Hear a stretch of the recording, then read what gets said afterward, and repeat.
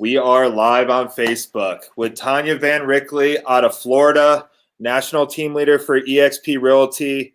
John Maxwell coach as well, right? Yep. Mindset trainer. She literally will give you the shirt off her back to help you out. When I met her, I just got started in the industry, and she was there to take phone calls with me, help me, give me advice that I didn't want to hear, which I always appreciate. So how you doing this morning? I'm doing great. Got done with my Peloton ride and I'm fired up. Yeah. It was a ghetto Peloton ride though, kind of ghetto. I know. I've been seeing a lot of people on Instagram or Facebook riding those things. I know there's a couple people in town in Colorado Springs that I follow that just been on that bike just riding. Yep. So I feel good. I got a haircut. I was telling you before we got on. It makes me feel like $1 million because I was starting to look like crazy man. So Tanya. Yeah. How's Florida weather? It's not Colorado. Florida's great. I live 5 minutes from the beach. It's not bad. It's a good life. I like it. I love Colorado though. Yeah. So you moved out there to be closer with family, right? So yeah. Family opportunities, stuff like that. How's that going? I know both of your brothers were in the Army. So what's your background? So you guys grew up in Hawaii, right? Initially? So I was born in Hawaii, and I'm not Hawaiian. I'm Guamanian. So a lot of people are trying to guess, what is she? So our mom's Guamanian, but we were raised in San Diego, and really close, tight-knit family, and that's kind of why I came to Florida. I came to Florida for the EXP opportunity, more importantly. But both of my brothers just retired as Green Berets, first group and fifth group. So, I always talk leadership, being a John Maxwell leadership coach. I needed some leaders to kick me in the ass too. Yeah, I love it. And so I have them, and I love it. I love being here. And in terms of background, born in Hawaii, raised in San Diego. And then I got to real estate in 2002. How was your journey first into real estate? Like, what was it? Was it like, did you come out the door swinging, selling 100 houses a year? How was that?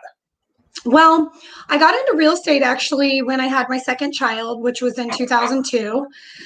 And I'm a new empty nester, so anybody that can relate, it's really empty.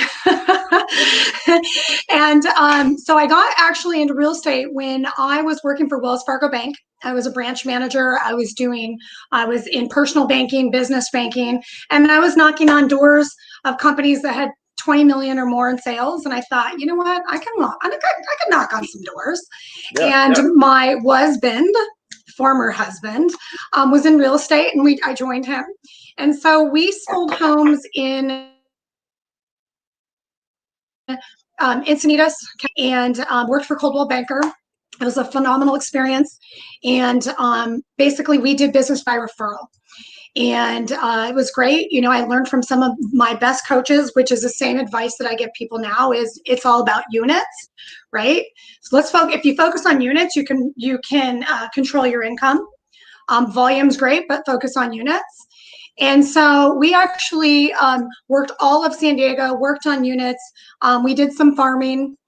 We did a lot of cold calling, expireds, FSBOs, door knocking, and I got a lot of my business through, of course, referrals, but through door knocking. And I loved it. And so basically we were International President Circle. And then there was the crash. And I got out of the crash when I probably should have leaned in a little bit.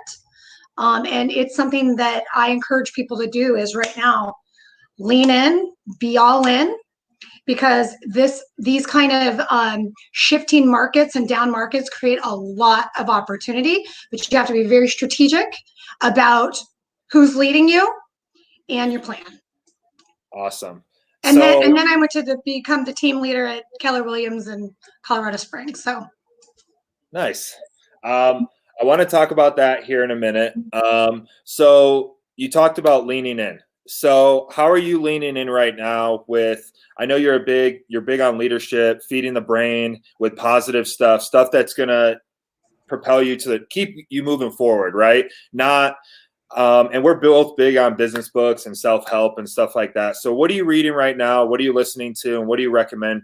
Because I know just yesterday, people asked me on Instagram, Andrew, what are you reading right now? And I'm like, I had to stop and think. I'm like, what am I reading, right? Because I get complacent too, right? So Yep. what are you reading right now? What do you recommend people to keep feeding their brain to help them move forward?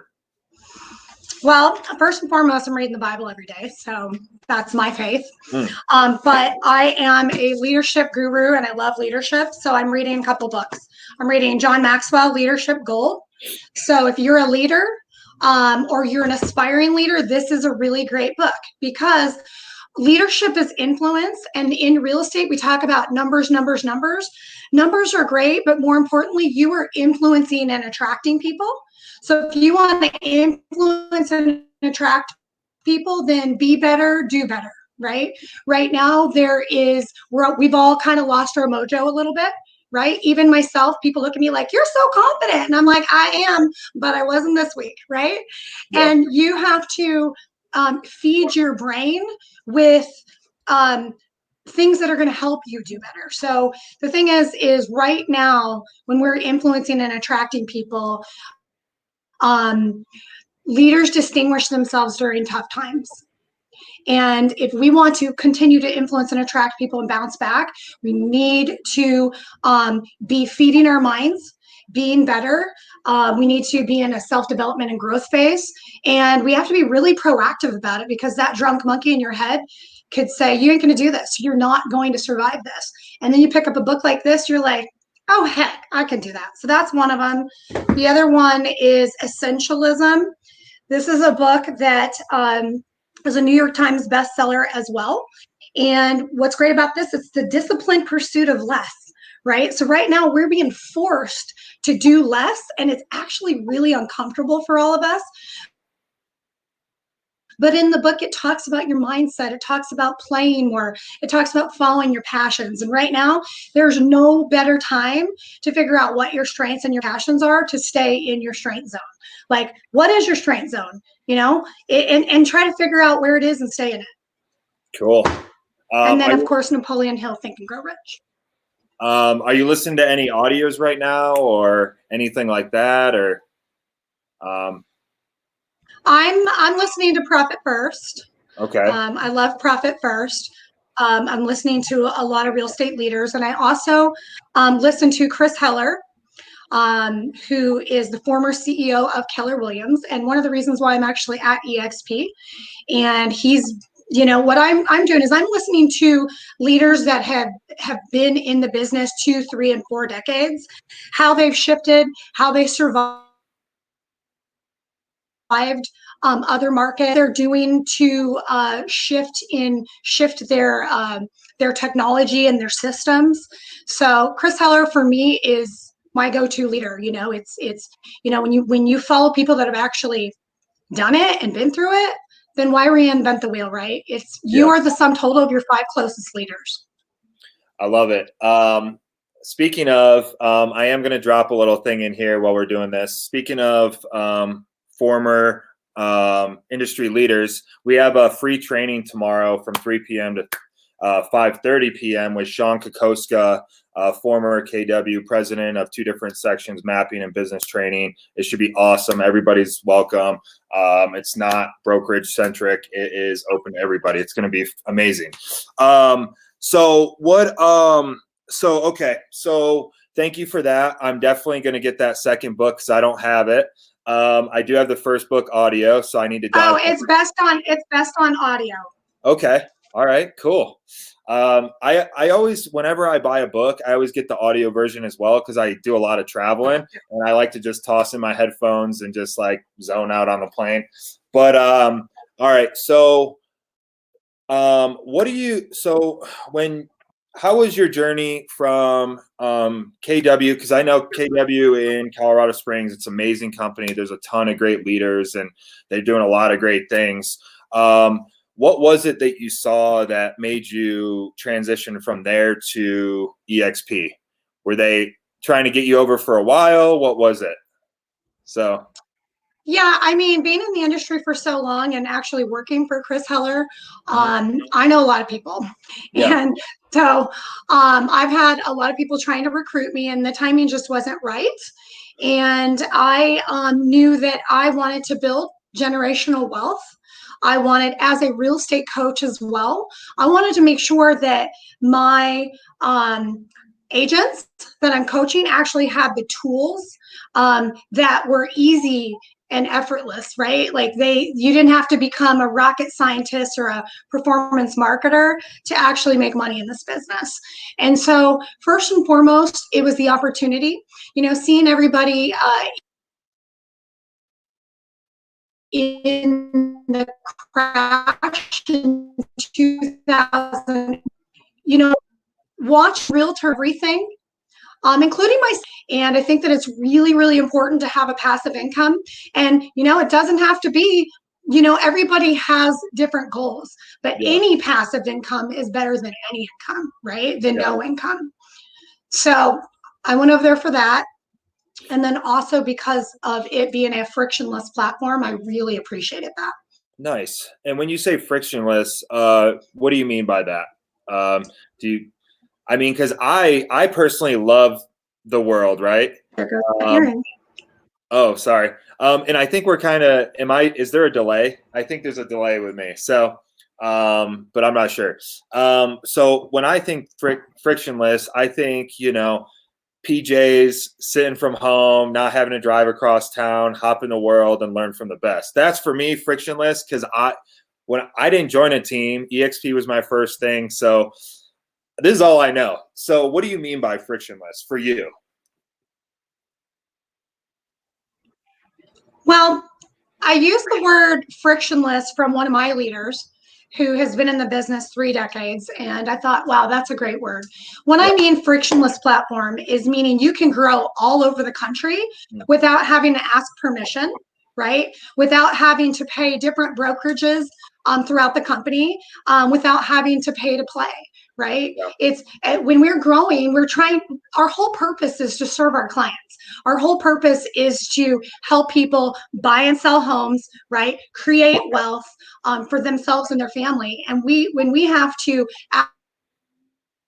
ask permission, pay to play with politics from other brokerages, all it does is it affects our clients. So coming over to EXP is I want to be able to coach and help realtors all over the country and the world because I know people all over the world.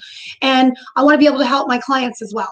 So frictionless means you don't have to pay to play. You don't have to deal with politics. You don't even have to leave your house, right? The thing is right now in this book, Essentialism will tell you that, is we need to make the best use of our time right now, right? Time is something that is the most, if you can do it all from, thing is we need to sharpen our saw at every single second. And when the tools are handy, it's easier to do that. Yeah. So when you how's it going for you at EXP so far? So you're labeled as a national team leader, coaching people in Jacksonville, Colorado, San Diego, Texas. What is your everyday? What are you focusing? Do you touch them every day? Are you guys on calls every day? What does that look like? Are you guys in the cloud? Or are you guys doing Zoom? How are you guys communicating and making sure everybody's getting the information they need to continue their business? Well, first and foremost, well, my what's important to me as a team leader and a coach is collaboration rather than competing. Mm-hmm. People, realtors want collaboration, they want connection, and so for us, we actually have a coaching call twice a week. Are we calling them every day? No, because let's face it, this is a business, Yeah. right? If you're getting in real estate is a business, not a hobby. So we have to be proactive with our own tools, and we have to own our own. Touch them twice a week, but our realtors are training all throughout the week on everything, right? Leadership, systems, marketing. Right now, with the Excel series, it's all about new scripts and tools to navigate this market because it's not going to be the same. Yeah. And we need to have those tools handy. So this is a business. And so we do coach them, but we don't handhold. Nice. Yeah. So for anybody that's trying to get in the business or just got started before all this craziness happened, what do you recommend them do? Like, I mean, they're brand new, boom, they're in COVID-19, right? Like, wow. I mean, I at least had a year under my belt to kind of have systems in place, but what type of systems could they be working on right now, whether that's like polishing their CRM? What do you recommend?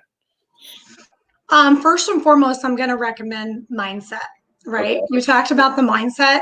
Right now, we have to have the courage and the confidence to lean in instead of lean out, right? Okay.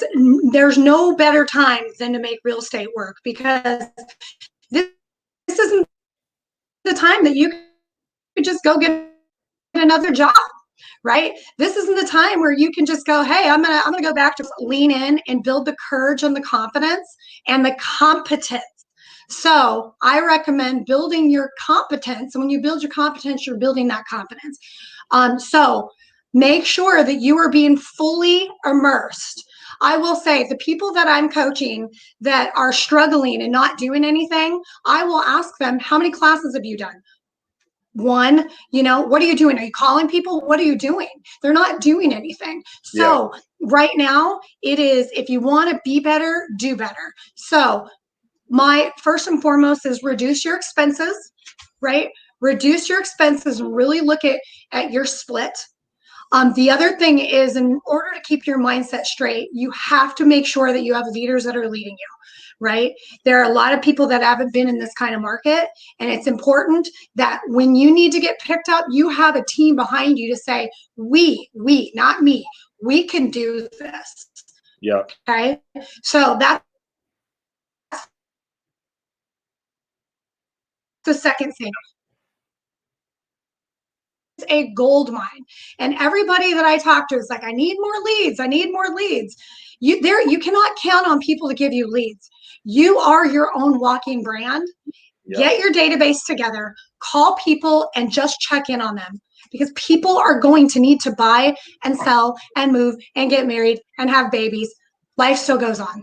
Yeah. Food, water, shelter. I mean, it's like basic human needs, right? Well, awesome. One last question, right? If anybody's on the fence for EXP, what little nugget do you have for them that could possibly shift them off the fence over to taking an educated look, right, at EXP? Because my thought, right, is a lot of people know what EXP is, right? Somebody's told them, a friend's told them. What do you recommend them do? Get with the person that showed them or has been trying to invite them? What's your take on that? Do you think now is a good time to look at a new brokerage? Well, but before you look at a new brokerage, you need to measure where you were and where you are. Right? Yeah. So what did last year look like? What did the year before look like? And if you don't have the tools and the leadership to lead you, if not now, when? Right? If not now, when? Like right now is the time to make a move. That oftentimes people make a move when they're forced to make a move, right? And sometimes you have to have the courage to do that. So I think it doesn't hurt to talk to someone. It doesn't hurt to look at your goals and say, where do I want to be? And does the current model even support that? So speaking of models, over 300 small brokerages came over to EXP last year. What does that mean? We're the fastest growing real estate company in history, but when brokerages are moving, pay attention, right? So my thing is, before you get super comfortable, if you're not super satisfied and happy where you're at right now, and if you are not 100% that this brokerage can take me and help me reach my goals, then you really should be at least looking at EXP, because I guarantee you a lot of your brokerages that you might be working with are going to be coming over to EXP anyways. why not be the first one to look at it? Because no one's going to come save you but yourself. I love it. Love it. Yeah. And I mean, obviously, maybe I'm a little biased, right? I'm extremely biased, but I feel that there's just so much opportunity when you look at everything. I mean, we got stock, rev share, we got a even split. Everybody comes in on an even playing field. Doesn't matter if you're a mega agent or a brand new agent. Everybody gets the same deal, no favoritism, right? And our stock and rev share been proven for the past 10 years. So you really can't say it doesn't work anymore. It's just kind of like, okay, that was great 10 years ago to say that, but we're 10 years in. Our model is crushing it. We're 10 years ahead of everybody right now with the market, the virtual stuff. So I love it. But I really appreciate everything you've done for me so far, all the tough advice you've given me at the beginning, and we could, I won't go into detail on that, but I appreciate that. It's definitely a kick in the, where, but, yeah, we appreciate everything you're doing for EXP and your guys' teams and expansion teams and all that good stuff. Yeah. And thank you for your time.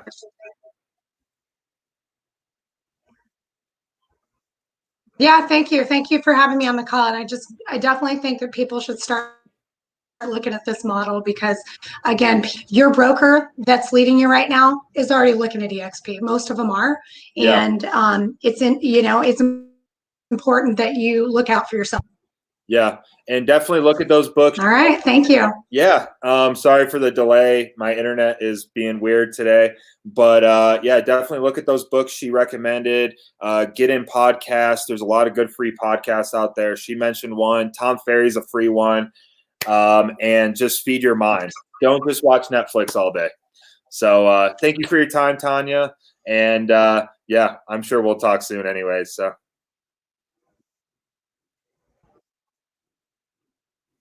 Thank you.